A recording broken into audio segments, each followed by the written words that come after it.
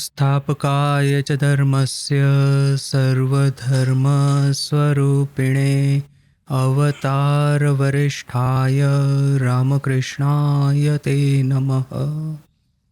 स्वामी विवेकानंद का बायोग्राफी, इसका हम पाठ कर रहे हैं। मैं आपके साथ में कुछ स्क्रीन शेयर कर रहा हूँ। ऑलरेडी हम लोगों ने जो कुछ डिस्कस किया उसका एक आउटलाइन यहाँ पे है। देखिए, ये आउटलाइन जो है हमने वैसे तो डिस्कस किया ही है कि किस तरह से संपूर्ण रामकृष्ण विवेकानंद भावधारा, ये 100 साल की जो स्टोरी है, इसको मैंने कुछ फेजेस में बांट दिया है। 4 फेज में बांटा है। उसमें आप देखिए कि ये टाइमलाइन में ये ग्रीन लाइन है, येलो है, ब्लू है और ऑरेंज है। ये 4 जो है आपको 4 फेजेस यहाँ पे दिखाती है। सर्वप्रथम फेज तो है ठाकुर की बाल्य लीला और ठाकुर की साधना, जो कि उन्होंने काली मंदिर दक्षिणेश्वर में की थी। वो एक फेज हो गया।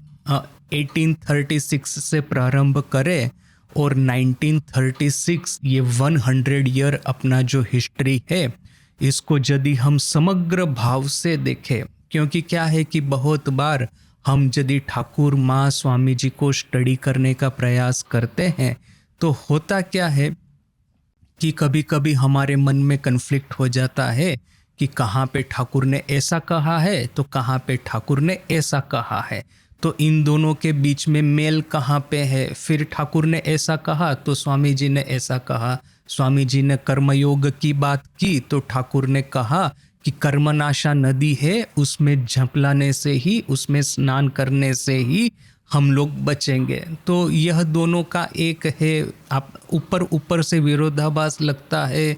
दूसरा है कि ठाकुर तो थे पूरे सन्यासी, किसी के जगत के साथ में उन्होंने संपूर्ण नाता तोड़ दिया था।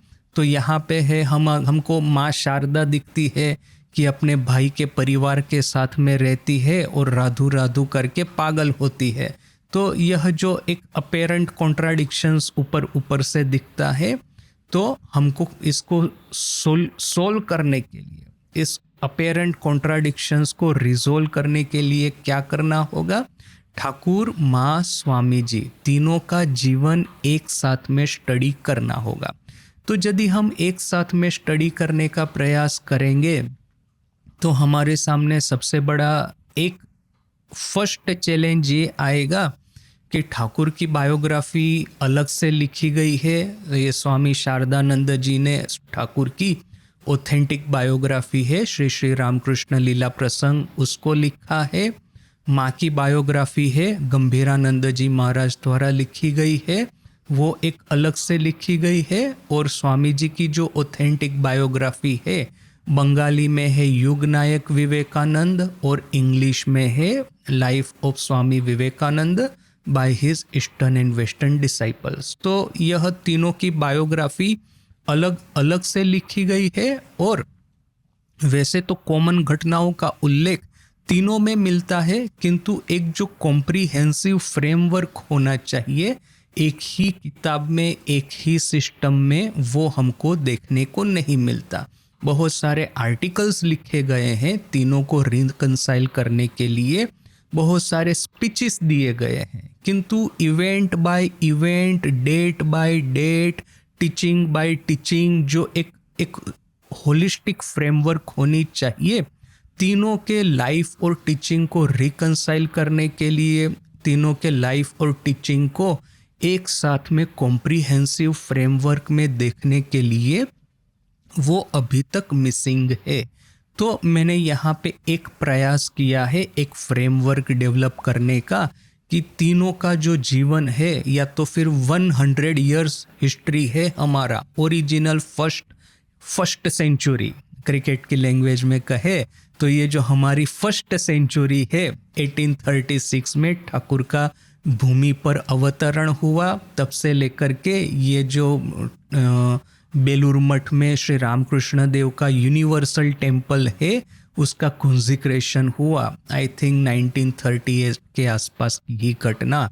तो यह जो नियरली 100 ईयर हिस्ट्री है, उसको जो संपूर्ण रूप से समग्र रूप से देखा जाए तो हमको एक सुंदर रूप से एक चितार मिलता है, सुंदर रूप से एक फ्रेमवर्क तैयार किया हुआ मिलता है, जो कि तीनों के लाइफ और टीचिंग को एक साथ में एक ही फ्रेमवर्क में एक ही पॉइंट ऑफ व्यू से एनालाइज कर सके और उसको डिस्कस कर सके।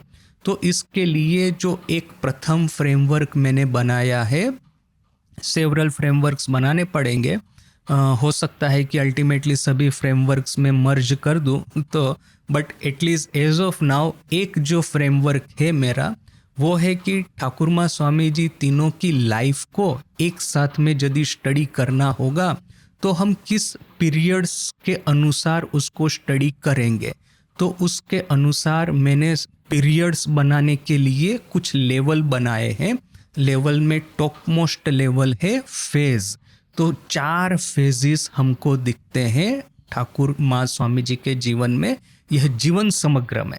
देखिए कि 1836 में यहाँ पे आप देखेंगे कि ठाकुर का जन्म हुआ और 1855 में ठाकुर कामारपुकुर छोड़ करके कोलकाता आए और वहाँ पे जब काली मंदिर का निर्माण हुआ तो वहाँ पे रह करके उन्होंने साधना की।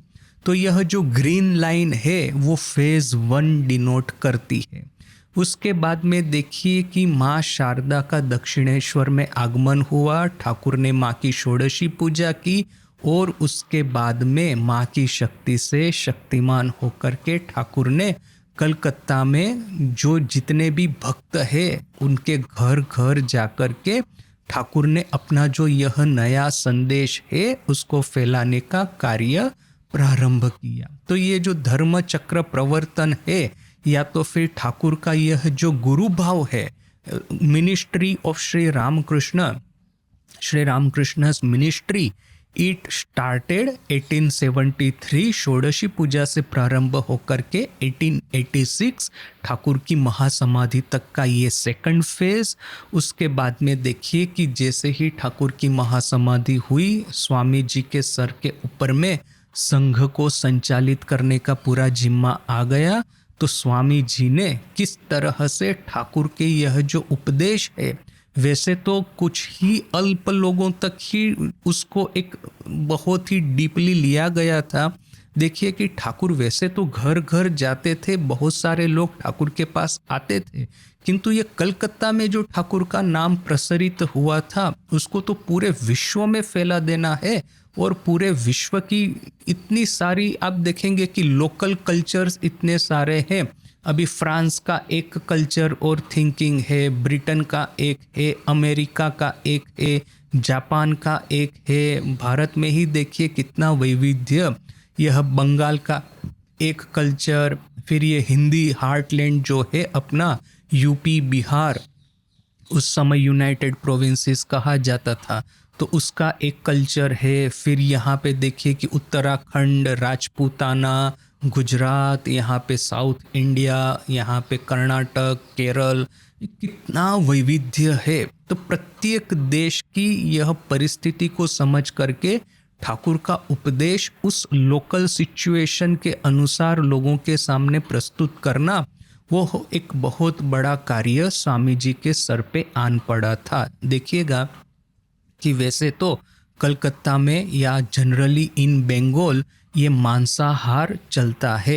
एवं ब्राह्मण लोग भी जो होते हैं, शक्ति के जो उपासक होते हैं, वे लोग मछली है वगैरह नियमित रूप से आहार करते हैं।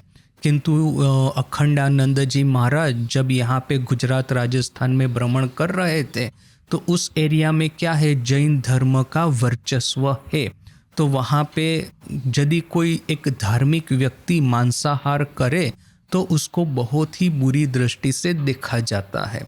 तो अखंडानंद जी ने एक बार, उस समय स्वामी जी अमेरिका में थे, तो अखंडानंद जी ने स्वामी जी को पत्र में लिखा कि अच्छा यहाँ पे तो मांसाहार धार्मिक जो व्यक्ति है, साधु सन्यासी है, इसको यदि मछली या मांस खाते हुए लोग देखेंगे तो उसको बड़ी ही घृणा की दृष्टि से देखेंगे। तो हमको क्या करना चाहिए? तो स्वामी जी ने बंगाली में उसका उत्तर दिया है, लोकाचार अर्थात कि वहाँ की जो ट्रेडिशन है उसको हमको मानना होगा। और यदि वहाँ पे ऐसा लगेगा कि मांसाहार करने से लोग हमको हीन दृष्टि से देखते हैं तो उसका तद्दंडे त्याग करवे। स्वामी जी ने बंगाली में लिखा है तद्दंडे त्याग करवे।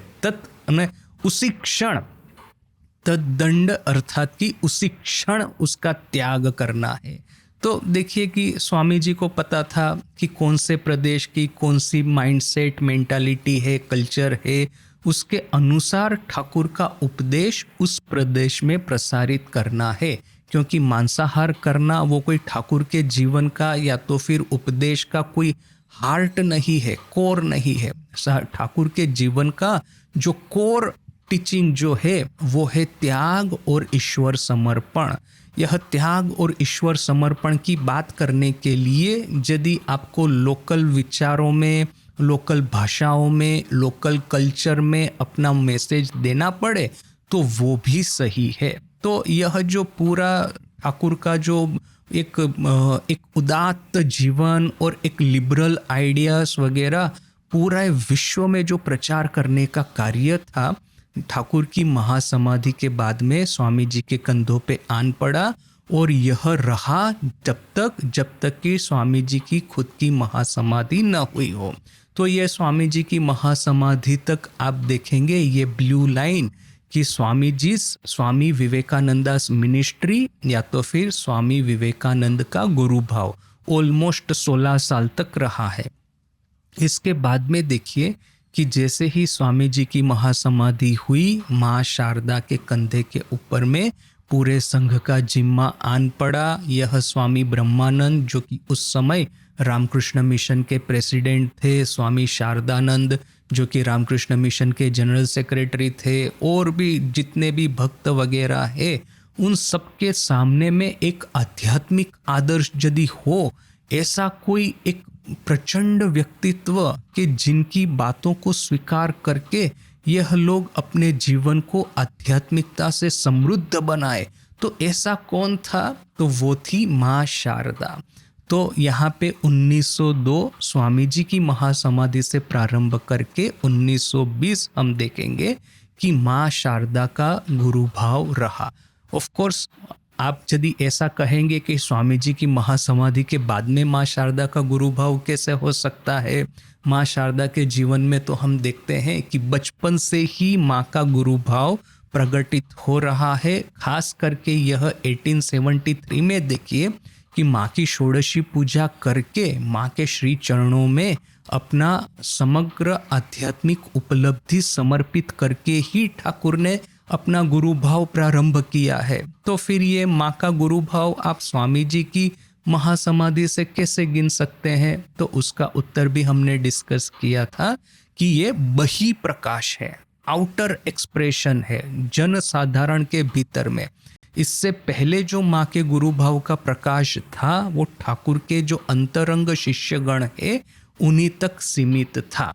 तो इस तरह से 4 फेज में 1836 से लेकर के 1920 और इसके बाद भी आप देखेंगे कि 1936-38 तक ये पूरा टाइमलाइन 4 फेज में बांटा है।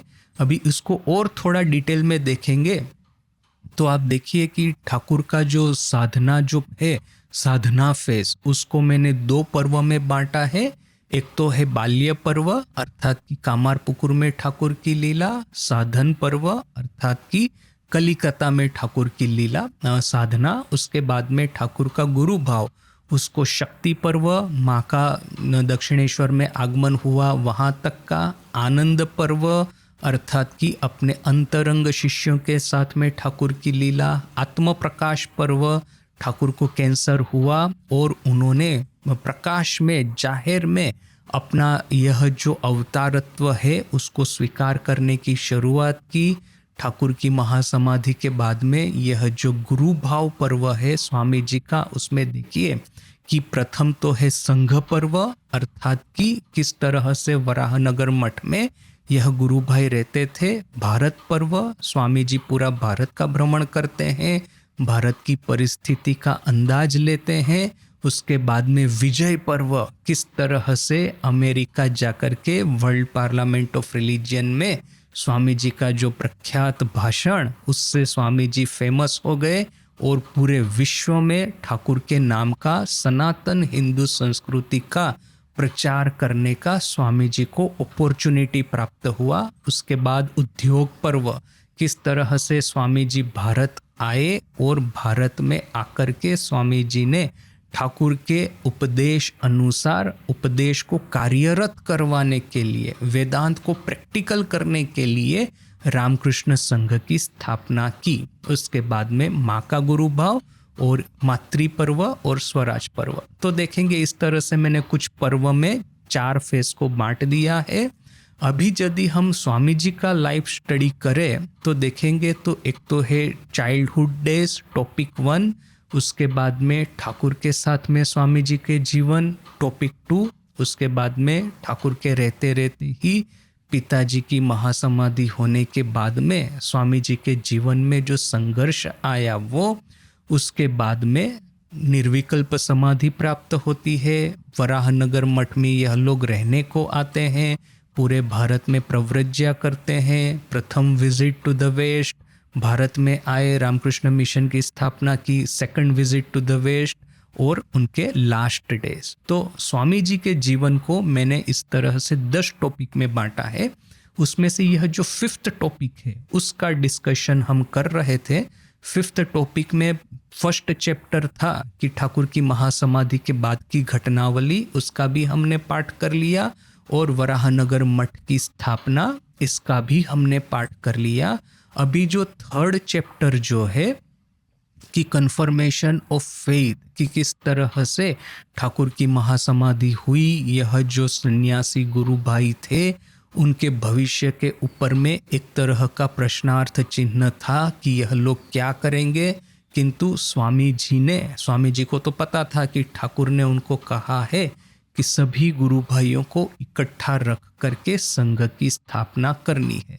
तो फिर स्वामी जी ने सबको इकट्ठा किया, वराहनगर मठ की स्थापना हुई।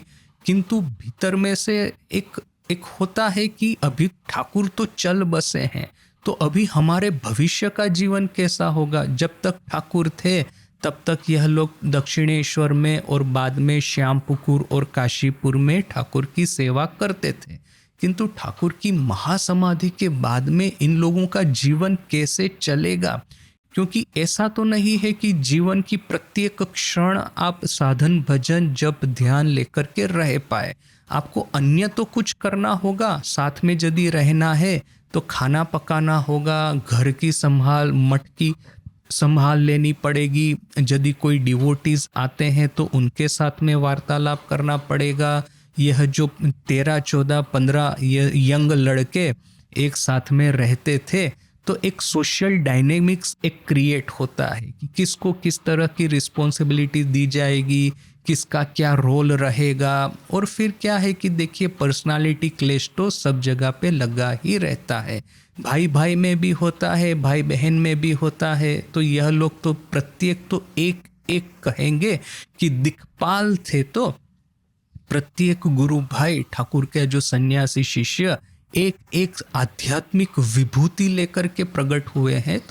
तो यह लोग जब साथ में रहेंगे तो किसी ने कुछ कहा, किसने क्या किया, वो सब लेकर के वो आपस में कुछ ना कुछ तो चलता ही रहेगा। तो इन सब चीज़ों को आपको किस तरह से मैनेज करना है, यह सब जो नॉर्म्स एंड प्रोसीजर्स होती है एक कोई भी इंस्टीट्यूशन का, वह सब नॉर्म्स एंड प्रोसीजर एस्टैब्लिश करनी होती है। तो वह सब करने के लिए एक पक्का रिजोल्व चाहिए, एक पक्का अपने दृढ़ निश्चय चाहिए कि नहीं कुछ भी हो जाए, हम लोगों को आपस में चाहे कितना भी तकलीफ हो, पैसा नहीं है तो भले ही चाहे कितना भी गरीबाई में जिए, कितना ही पॉवर्टी में जिए, किंतु कैसे भी करके हमको साथ में रहना है, संघबद्ध होकर के रहना है। हम लोगों में टूट नहीं पड़ जानी चाहिए, हम लोगों में डिविजन्स नहीं हो जाने चाहिए, हम लोगों में से कोई निकल करके अलग से न हो जाए। कैसे भी हो साथ में तो रहना ही रहना है। यह जो रिजोल्व है एक साथ में रहने का, एक साथ में साधन भजन करने का, एक साथ में संघ की स्थापना करके समाज कल्याण का कार्य करने का, भविष्य में जब स्वामी जी यह उपदेश देंगे, यह महामंत्र देंगे, शिव ज्ञाने जीव सेवा, तो उसकी जो प्रस्तुति है वो उसके लिए एक पक्का रिजोल्व होना चाहिए। और इस रिजोल्व को किस तरह से दो घटनाओं के माध्यम से हमको दिखता है। एक तो घटना है कि किस तरह से आठपुर में यह गुरु भाई गए थे, वहाँ पे एक दिन संध्या के समय, सुंदर गांव है, छोटा सा गांव है, तो गांव का जो प्राकृतिक परिवेश तो आप समझ ही सकते हैं। और बंगाल के गांव देखे होंगे तो कितने वो ग्रीनरी से भरपूर है, वो ये जो छोटे छोटे तालाब है सब जगह पे रहते हैं, तालाब के भीतर में कमल के फूल खिले होते हैं। और आज की तरह ना ही नॉइस पोल्यूशन है, ना ही एयर पोल्यूशन है, और ना ही ये साउंड, ये जो लाइट पोल्यूशन है। अभी आज ही मैं पढ़ रहा था दिल्ली का AQI, तो वो कितना बढ़ गया है, पता नहीं वहाँ के लोग किस तरह से रहते होंगे। तो ये एयर पोल्यूशन वगैरह को लेकर के आज के युग में शहर में रह कर के साधना करना भी कठिन है।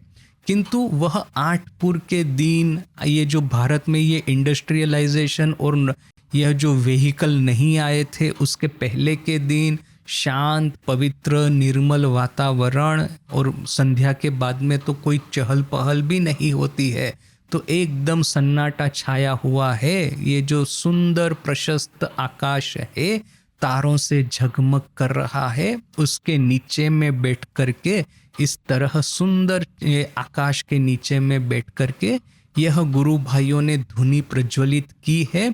और जैसे ही धुनी प्रज्वलित हुई, उन्होंने जब ध्यान करना, मेडिटेशन करना प्रारंभ किया, और उसमें से जब इन्होंने विश्राम लिया मेडिटेशन में, तब स्वामी जी ने जीसस का जो जीवन है उसके बारे में बात करना शुरू किया कि किस तरह से उन्होंने अपने यह जो डिसाइपल्स थे उनके लिए अपना खुद का बलिदान दिया, सेल्फ सेक्रीफाइस किया। और फिर इतना ही नहीं, ये सेंट पॉल वगैरह जो उनके जो एपोस्टल्स थे, उन्होंने कितना कष्ट करके जीसस का जो मैसेज है पूरे पृथ्वी पे फैलाया।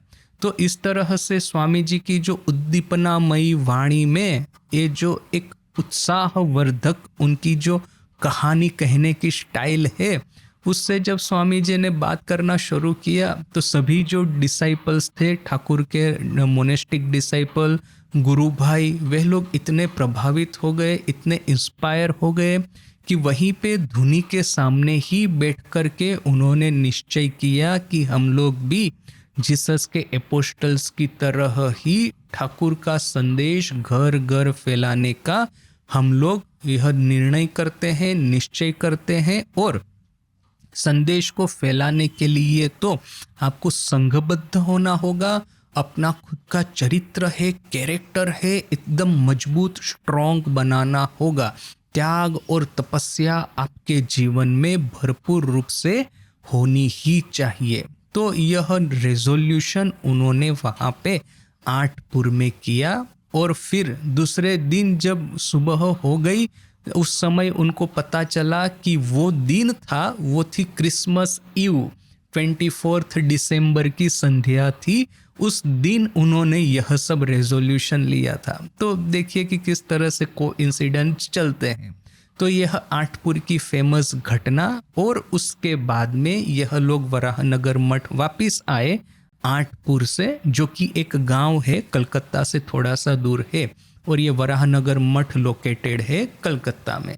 तो यह लोग कलकत्ता वापिस आए, और फिर एक दूसरा इम्पोर्टेंट कार्य इनके सामने बाकी था, वह था संन्यास ग्रहण। आपने यह तो ठीक कर लिया है कि हाँ, ठाकुर के उपदेश अनुसार हम जीवन धारण करेंगे, जीवन व्यतीत करेंगे, और अपना जीवन यह लोक कल्याण के लिए, सनातन हिंदू धर्म का संदेश फैलाने के लिए हम यूटिलाइज करेंगे। इतना तो आपने ठीक कर लिया है, किंतु फिर इसके लिए तो आपको हिंदू संस्कृति के अनुसार संन्यास ग्रहण करना होगा। तो संन्यास किस तरह से ग्रहण किया, इसके पीछे की क्या कहानी है, वो अभी हम देखते हैं आगे। तो यहाँ तक तो एक आउटलाइन हमारे सामने हो गया। अभी देखते हैं कि संन्यास के बारे में क्या होता है। तो गंभीरानंद जी महाराज की किताब है युग नायक विवेकानंद, उसमें से मैं थोड़ा सा पाठ करता हूँ कि यहाँ से वापस आने के बाद में, आठपुर से वापस आने के बाद में किस तरह से संन्यास विरजा होम तक की घटनावली हुई है। क्या कहते हैं गंभीरानंद जी महाराज, এই ভাবে 8 পুরে एक सप्ताह काटाइया तहारा मठेबा कलिकाताए स्व स्थाने फिरिलेन। इस तरह से 8पुर में एक सप्ताह बिताने के बाद में गुरु भाई कलकत्ता में अपने अपने घर वापस आए। किस तरह से 8पुर में एक सप्ताह बिताया था तो वो तो हमने देख ही लिया कि वहाँ पे संध्या के बाद में धुनी प्रज्वलित करते थे, उसके चारों ओर यह गुरु भाई बैठते थे। जब ध्यान साधन भजन ईश्वरीय वार्तालाप चलता था, ठाकुर के जीवन और उपदेशों को लेकर के चर्चा होती थी और उनका खुद का भविष्य, इन गुरु भाइयों का भी भविष्य, और जो रामकृष्ण संघ अभी अभी तो जो प्रारंभ हुआ है उसका भविष्य क्या होगा, यह सब डिस्कशन होता था। इसके बाद में यह लोग कलकत्ता आए।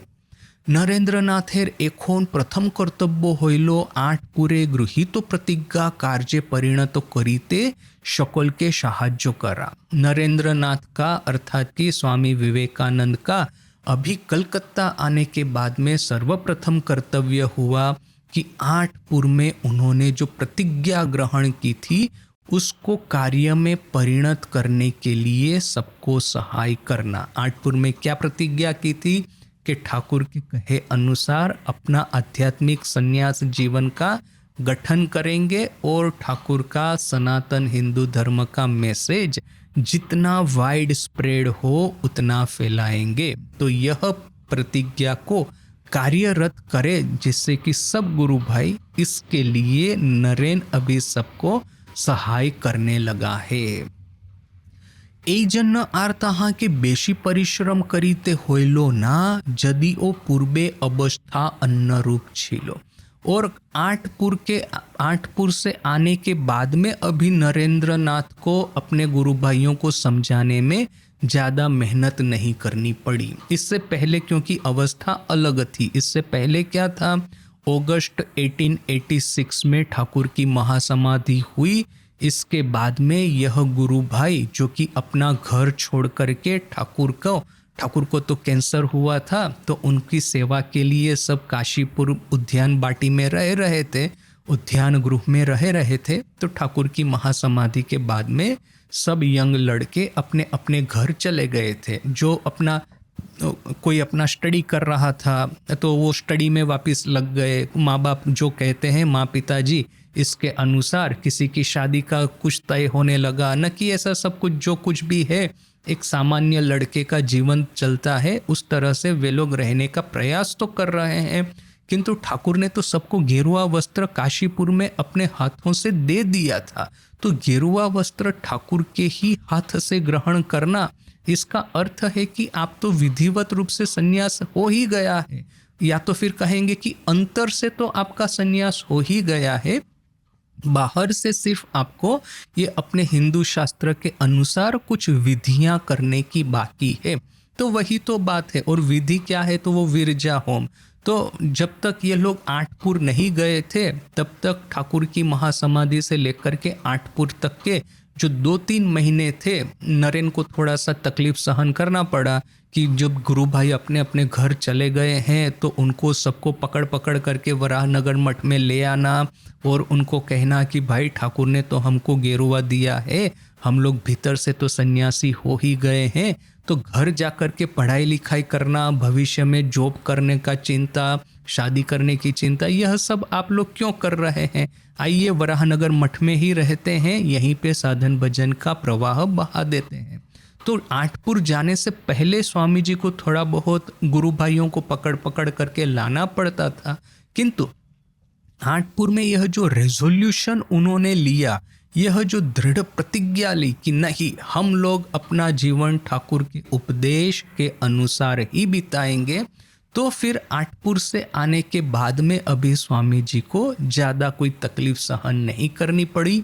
एक के बाद एक सभी गुरु भाई, ये सब यंग लड़के, शरद है, काली है, शशि है, यहाँ पे ये लाटू महाराज, काली महाराज और तारकदा महापुरुष महाराज, इन तीनों का तो वैसे ही बूढ़ो गोपाल, सॉरी, लाटू महाराज, बूढ़ो गोपाल और तारकदा। बूढ़ो गोपाल अर्थात की अद्वैतानंद जी, लाटू महाराज अर्थात की अद्भुतानंद जी और तारकदा अर्थात की महापुरुष महाराज शिवानंद जी। इन तीनों का कोई घर नहीं था, तो बोल करके वे लोग तो पहले से ही वराहनगर मठ में रहते थे, किंतु इनके अलावा जो बाकी जो गुरु भाई थे, शरत है, शारदानंद जी है, ये शशि है, रामकृष्णानंद जी, काली है, यह अपने अभेदानंद जी वगैरह वगैरह, एक के बाद एक हरि महाराज है, तुरियानंद जी, वे लोग आकर के वराहनगर मठ में रहने लगे। जो 16 डायरेक्ट डिसाइपल है उसमें से सिर्फ विज्ञानानंद जी जो है वह वराहनगर मठ में नहीं रहे हैं। उन्होंने, स्वामी जी अमेरिका से जब वापस आए तब उन्होंने रामकृष्ण मठ में योगदान दिया था, रामकृष्ण मठ में प्रवेश किया था। तो उनको छोड़ करके बाकी जितने भी गुरु भाई है, एट वन टाइम और अनदर उन्होंने वराहनगर मठ में निवास किया है। तो अब जब ये आठपुर से वापस आ गए तो वैसे ही सभी लोग अपने से ही आकर के मठ में नियमित रूप से रहना शुरू कर दिए। आठपुरेर परे त्यागाकांक्षा त्वरान्वित होइया अवस्था अन्य रूप धारण करी लो। आठपुर के बाद में त्यागाकांक्षा, त्याग की आकांक्षा, डिजायर फॉर रिनाउंसिएशन, वो त्वरान्वित हो गई, वो उसने और गति से वेग पकड़ लिया और अवस्था अन्य रूप हो गई। अर्थात कि आठपुर जाने से पहले नरेन को गुरु भाइयों को पकड़ पकड़ करके लाना पड़ता था, अभी वो अपने से ही आकर के मठ में रह रहे हैं। क्रमे शशि, बाबूराम, निरंजन, राखाल, शरद, शारदा और सुबोध मठी बास करीते लागिलेन।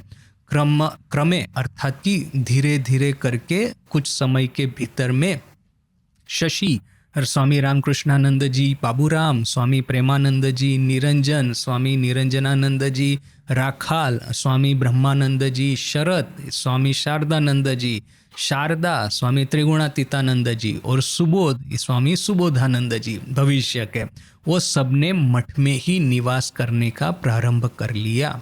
कयेक मास परे वृंदावन होते प्रत्यागतो लाटू जोगदान करिलेन, हरिरो आशीते विलंब होइलो ना।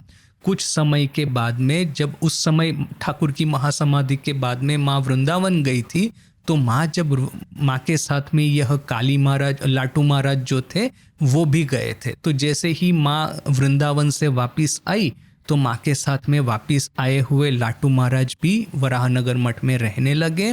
हरिरो आशीते विलंब होइलो ना, हरि अर्थात स्वामी तुरियानंद जी, उनको भी आने में देरी नहीं हुई। श्रीमा बशोरांते कुलाबन होइते फिरिया आशीले जोगिंद्रेर ओ मठ जीवन आरंभ होइलो। 1 साल के बाद में जब माँ वापिस आई तो योगीन महाराज भी जो उनके साथ में गए थे, तो योगीन महाराज को भी, योगीन महाराज अर्थात स्वामी योगानंद, उन्होंने भी मठ में आकर के रहना प्रारंभ कर दिया। गंगाधर 1887 ख्रीष्टाब्देर फेब्रुआरी मासे गृहत्याग करिया हिमालय और तिब्बत भ्रमण बाहिर हইয়াছিলেন। সুতরাং তিনি স্থায়ীভাবে মঠে আসিলেন 1890 খ্রিস্টাব্দের मध्यभागे। गंगाधर महाराज अर्थात कि स्वामी अखंडानंद जी 1887 के फेब्रुआरी महीने में घर त्याग करके हिमालय और तिब्बत भ्रमण में बाहर निकले थे, इसलिए उनको नियमित रूप से मठ में आने का, रहने का चांस मिला 1890 ख्रीष्टाब्द के मध्य भाग में। देखिए गंगाधर महाराज स्वामी अखंडानंद जी का यह जो तिब्बत और हिमालय की भ्रमण का जो वर्णन है, उन्होंने अपने हाथों से लिखा है और बड़ा ही सुंदर वर्णन है। और हमको यह भी पता है कि उस स्थान हिमालय और तिब्बत उन्होंने इतना सुंदर रूप से एक्सप्लोर किए थे कि स्वामी जी स्वयं जब हिमालय जाना चाहते थे तो उन्होंने गंगाधर महाराज को कहा था कि तुम वापस आओ, हम दोनों साथ में जाएंगे, तुम मुझे जितने भी तीर्थ स्थान है उसका भ्रमण करवाना। तो गंगाधर महाराज इसलिए वापस आए थे स्वामी जी को साथ में ले जाने के लिए। और इसलिए यहाँ पे लिखा है वो मठ में आकर के रहने कब लगे, 1890s में, 1890 में। किंतु जो आए थे वो क्यों आए थे, तो वो स्वामी जी को ले जाने के लिए आए थे। तो इस तरह से देखिए कि सभी गुरु भाई है एक के बाद एक मठ में आकर के रहने लगे। आर सर्वशेषे अनेक परे स्वामी विवेकानंदेर अमेरिका होते प्रत्यावर्तनेर परे आशिया छिलेन हरिप्रसन्न। और सबसे आखिर में स्वामी जी के अमेरिका से रिटर्न आने के बाद में, प्रत्यावर्तन के बाद में आए थे हरिप्रसन्न महाराज, स्वामी विज्ञानानंद जी महाराज। आर एक जनेर नाम करा आवश्यक, और एक व्यक्ति का नाम यहाँ पे लेने की आवश्यकता है। तिनी तुलसी, उनका नाम है तुलसी। इन्हीं श्री रामकृष्ण के एकाधिक बार देखिया था कि ले ओ घनिष्ठ भावे मिशन नाई। उन्होंने श्री रामकृष्ण को एक से ज्यादा बार दर्शन किया तो था, किंतु ठाकुर के साथ में कहीं उनका नजदीक का संपर्क नहीं रहा, घनिष्ठ संपर्क नहीं रहा। ठाकुर के अंतरंग में नहीं थे, ठाकुर के बहिरंग में थे। और इसीलिए वह अपने को ठाकुर का সেই জন্য নিজেকে শ্রী রামকৃষ্ণের শিষ্য না বলিয়া বরং स्वामी विवेकानंदेर शिष्य रूपे परिचय देते ही गर्व अनुभव करीतें। और इसीलिए अपने को ठाकुर का शिष्य न बोल करके वह अपने को स्वामी विवेकानंद के शिष्य के रूप में परिचय देने में ही गर्व अनुभव करते थे। अवश्य शेष बयसे तिनी यही मत परिवर्तन करिया श्री रामकृष्णेर शिष्य रूपे आत्मपरिचय दीतें। अवश्य अपने आखिरी समय में उन्होंने अपना यह मत परिवर्तन करके अपने को ठाकुर के श्री रामकृष्ण के शिष्य के रूप में परिचय देना प्रारंभ किया था। देखिए तुलसी महाराज की भी एक कहानी है, आप लोगों में से जो रामकृष्ण संघ के जो डिवोटीज है शायद उन्होंने सुना भी होगा। तुलसी महाराज को साउथ इंडिया में भेजा गया था और उन्होंने, वैसे देखिए तुलसी महाराज का उल्लेख जो है वो इनका कथामृत में भी आता है इनका उल्लेख, और बाद में भी जब वराहनगर मठ में भी उनकी तपस्या और उनका जो डेडिकेशन है उसके बारे में भी उल्लेख है। एक सुंदर घटना है वो आई थिंक आलम बाजार मठ की है शायद। एक बार वहाँ पे धरती कंप हुआ तो सभी जो गुरु भाई है वे लोग दौड़ कर के बाहर आ गए, किंतु फिर देखिए कि ठाकुर के अस्थि है, ठाकुर का यह जो व्यवहृत वस्त्र वगैरह है वो तो मठ के भीतर में ही है। तो यह तुलसी महाराज वो जो अस्थि वगैरह को लेकर के अपने हनुमान, महावीर हनुमान की तरह वे लोग वो उसको लेकर के बाहर आए थे। तो यह सब कहानियां हैं उनके बारे में। और यदि अपने को स्वामी जी के ही शिष्य के रूप में पहचान देते रहते आखिर तक तो उनका एक बहुत बड़ा नाम होता। आज अपने संघ में जिस तरह से स्वामी सदानंद गुप्त महाराज का नाम है, इन सब का जो जिस तरह से स्वामी जी के शिष्यों का नाम है वैसा ही तुलसी महाराज का होता, किंतु अनफॉर्चुनेटली आखिर में उनको ऐसा लगना शुरू हुआ कि मैं स्वामी विवेकानंद को क्यों अपना गुरु मानूं, जबकि मैंने ठाकुर का स्वयं दर्शन किया था। तो वो अपने को ठाकुर के शिष्य के रूप में पहचानने लगे और स्वामी जी के गुरु, स्वामी जी के शिष्य के रूप में नहीं, अपना परिचय स्वामी जी के गुरु भाई के रूप में देना शुरू कर दिया। तो इसके लिए फिर आखिर में हमारे संघ में से इनके बारे में अभी कोई बहुत अच्छी धारणा नहीं है। तो क्या है देखिए कि ये अहंकार जब आता है तो किस तरह से आप अपने को एक ऐसी परिस्थिति में पाते हैं कि आपकी साधना है, आपकी तपस्या है, आपकी निष्ठा है, सब कुछ जैसे कि यह अहम जो है वो खा लेता है। देखिए कि यह जो 16 गुरु भाई है, ठाकुर ने कहा था कि आपको नरेन को अपने लीडर के रूप में, अपने नेता के रूप में स्वीकार करना है। तो यह स्वामी जी के अलावा जो 15 गुरु भाई थे उन्होंने स्वामी जी को अपने नेता के रूप में स्वीकार अवश्य किया था। बोल करके ही यह जो 16 गुरु भाई है रामकृष्ण संघ का जो फाउंडेशन है वो डाल पाए थे। अभी ये जो तुलसी महाराज है उन्होंने यदि ऐसा ठीक कर लिया एकाएक कि मैं तो ठाकुर का शिष्य हूँ, स्वामी जी का नहीं, मैं तो स्वामी जी का गुरु भाई हूँ, स्वामी जी का शिष्य नहीं, बोल करके जो अहंकार आन पड़ा तो संघ की जो बाद की जो भावधारा है उससे वो अलग हो गए। तो यदि इस तरह का अहंकार ठाकुर के गुरु शिष्यों में कहीं आ जाता, यह 16 गुरु भाई में से किसी के मन में आ जाता कि मैं नरेन को क्यों अपने लीडर के रूप में स्वीकार करूं, मैं खुद का कुछ कम हूं क्या, मैं खुद एक बहुत बड़ा साधु हूं, मैं खुद तो ठाकुर का एक जेन्युइन डिसाइपल हूं, मोनेस्टिक डिसाइपल हूं, ठाकुर का अंतरंग हूं, ठाकुर ने स्वयं अपने हाथों से मुझे गेरुआ वस्त्र प्रदान किया है, तो मैं क्यों नरेन को अपना लीडर मानूं, मैं क्यों उसके अंडर में रहूं, क्यों नहीं मैं एक अपना संघ अलग से स्थापित करूं। ऐसा यदि घमंड किसी के मन में आ गया होता तो यह जो वराहनगर मठ जो कि बाद में सुविस्तृत होकर के रामकृष्ण मिशन और रामकृष्ण मठ रूपी यह जो ट्विन ऑर्गेनाइजेशन है उसमें यह जो परिणत हुआ वो उस समय नहीं होता, या तो फिर आज हमारा जो प्रभाव है वो प्रभाव नहीं रहता। देखिए यह तो जग जाहिर है कि अभेदानंद जी ने अपना एक अलग इंस्टीट्यूशन प्रारंभ किया था, किंतु वो कब किया था? यह जो अभेदानंद जी बेलूर मठ से बिछड़े उस समय बेलूर मठ का जो फाउंडेशन है वो दृढ़ रूप से लग गया था, उसके बाद में तो वो सेपरेट हुए। ठाकुर कहते हैं ना, पौधा जब छोटा होता है तो चारों ओर से उसको फेंसिंग करके रखना होता है, उसको प्रोटेक्शन में रखना होता है। जब पौधा बड़ा हो जाए, वृक्ष में परिणत हो जाए, उसके बाद में आपको फेंसिंग की तो जरूरत नहीं ही है। ऊपर से यदि एक चेन से एक हाथी को बांध दे तो भी हाथी भी इस पेड़ को नहीं गिरा पाएगा। तो वैसे ही वराहनगर मठ में यह पौधा छोटा था, उसको गुरु भाइयों के भीतर में एक तरह का स्ट्रॉन्ग बॉन्ड आवश्यक था, ब्रदरहुड आवश्यक था।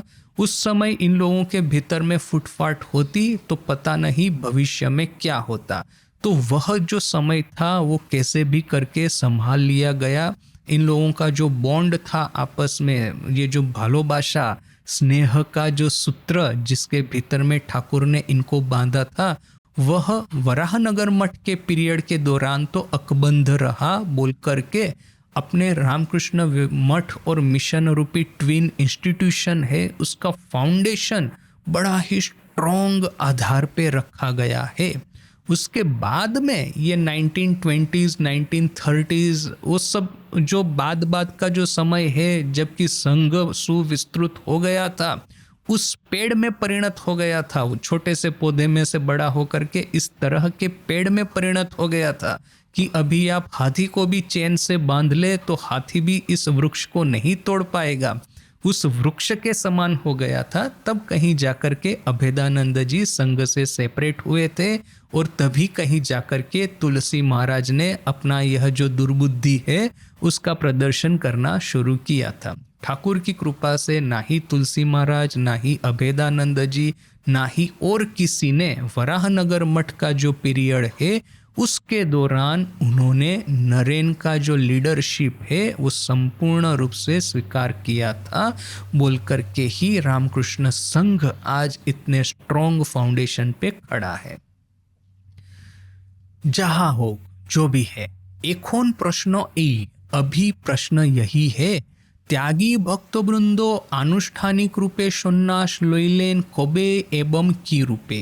यह त्यागी भक्त वृंद है, उन्होंने अनुष्ठानिक रूपे विधिवत रूप से सन्यास लिया कब और किस तरह से।